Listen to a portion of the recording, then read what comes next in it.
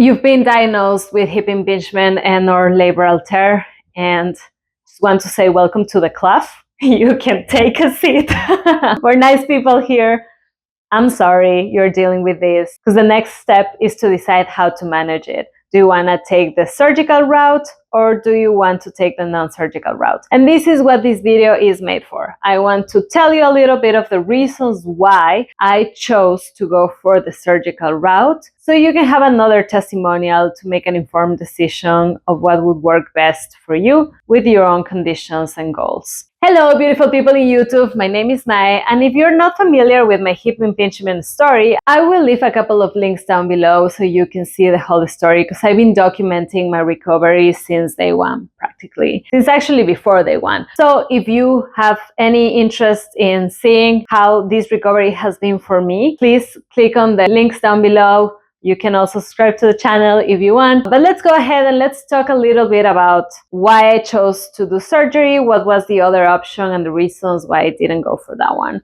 To open this, I just want to remind you all that whatever I say, please take it with a grain of salt, because all of us are different people. We all have different circumstances, different dreams, different goals. We're in different stages of life, and things that might work for me might not work for you, or might not work for them or for them. So the idea of this video is just to give you a couple of arguments that I use to choose the surgery for me. I was diagnosed with hip impingement after 4 months of being in the unknown. I started having pain in my groin area when I was skating and when I was exercising, and then after a couple of months, the pain never went away. Throughout that time, I was doing physical therapy, and we were thinking that I had a muscle strain, so that was kind of like the treatment that we were going for. Eventually, I got x-rays, MRI, and I was diagnosed with hip impingement in both the femur and the hip socket, and also a labral tear. So at that point, I was confronted with the decision of doing the surgery or not doing the surgery. And here are the reasons why I chose to do the surgery. 1.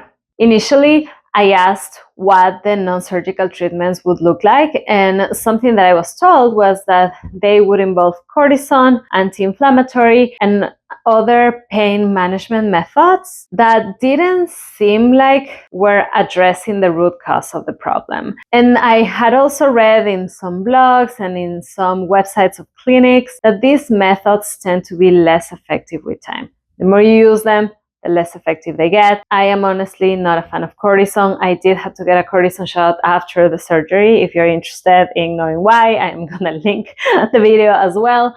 Cortisone, or those anti-inflammatory pills that are so strong in your body, are not the first thing that I would choose as a treatment, because they really just help with inflammation, which could help with pain, but they are kind of, from my perspective, just disguising what's actually going on. Which takes me to my second reason, which is that I actually wanted to address the root cause of the problem. Hip impingement means that the head of your femur has a different shape. It doesn't have the normal shape, that your hip socket has some extra bones, and those things are rubbing against each other and are breaking the cartilage. So that is not going to get corrected unless you actually shave those bones. That's the way that I see it. Bones are bones, and it doesn't matter how much anti-inflammatory medicine you put in there, the shape of the bone is not going to change. And then the other thing also to be mindful of is that once a cartilage is torn, it doesn't recover by itself. It won't seal back by itself. There are a couple of studies that I've heard of in different parts of the body, not necessarily the hip, where after some PRP injections and other cell treatments, they have been able to increase the natural or the spontaneous healing of a cartilage. But those studies have very, very small samples of people, and also they are not in the hip. So I understand that unless you stitch that cartilage, you're not really gonna help it heal. So based on those two things,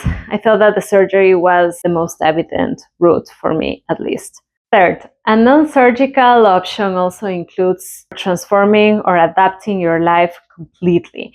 For me, it would have been to basically change my life 95%, do basically a 180 turn and not look back, because I am a very active person and I would have had to modify most of my activities, leave some of my activities behind. I am a competitive adult athlete And I would have had to leave that behind and just do my sports recreationally, probably once every 2 weeks. And the sport that I practice is not only the actual sport, but it also needs other types of sports to holistically give you the skills and the strength that you need. And I would have to tone down in every single aspect of those sports. And I can't imagine a life like that. I can't imagine a life without my sports, without running with my dog, without dancing, without just being able to take off whenever I want. I don't imagine a life in which I had to accommodate my activities for the hip.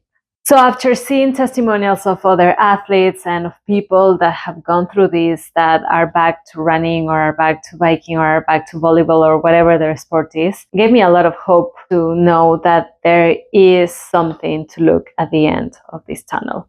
4, which I guess connects me to what I was saying already about my own athletic goals. As I said, I love to compete and I want to keep competing and I want to keep doing my sports until I have gray hair. And the only way of reaching that to the level that I want is by correcting the issue and having surgery. So that's why I decided to choose that route.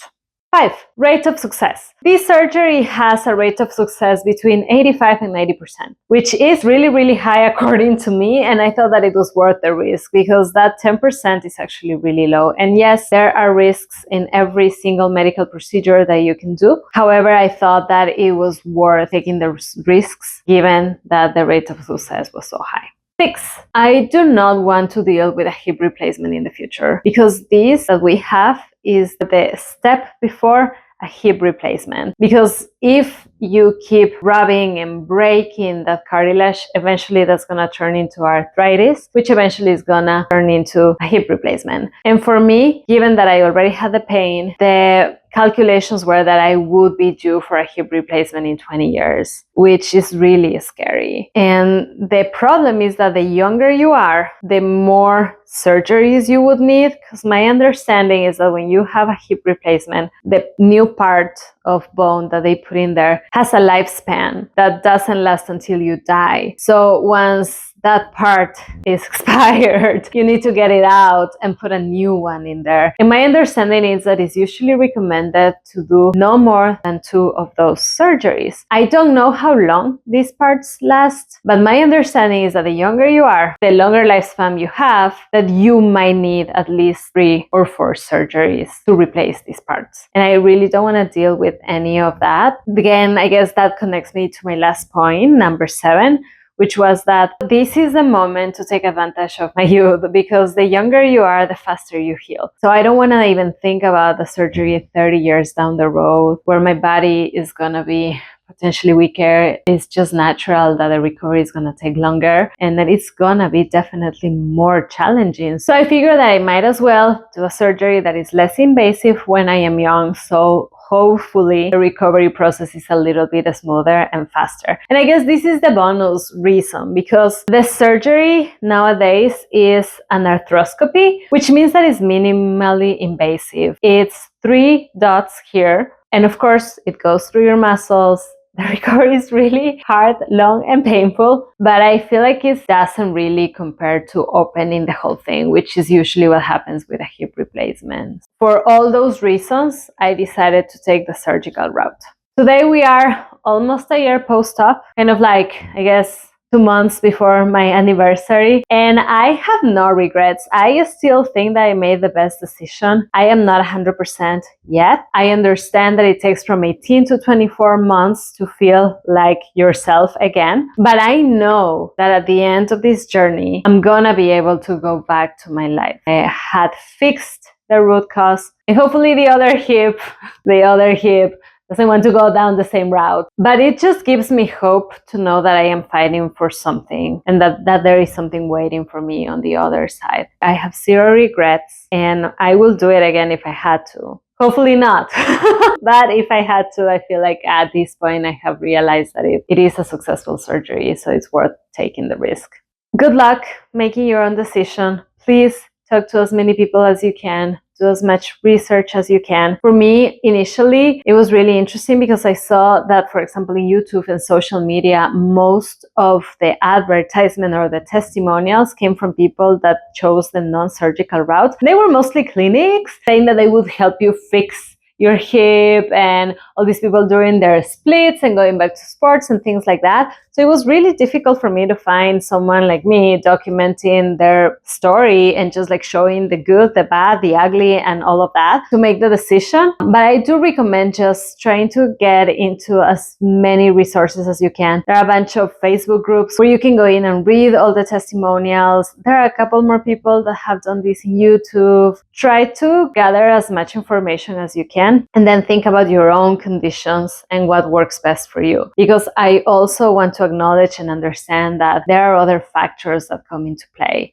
Some people have dependents that they need to take care of. Some people have jobs that won't allow them to take the time off. Some people don't have insurance or have really crappy insurance that won't cover the full cost of the surgery, and that's a big chunk out of pocket that you have to put to be able to start your recovery. So I get it. It's not easy. It takes a lot of consideration, but hopefully videos like this can help you make the best decision for you. I wish you the best of luck. Thank you so much for watching this video, and I will see you in the next one. Bye-bye.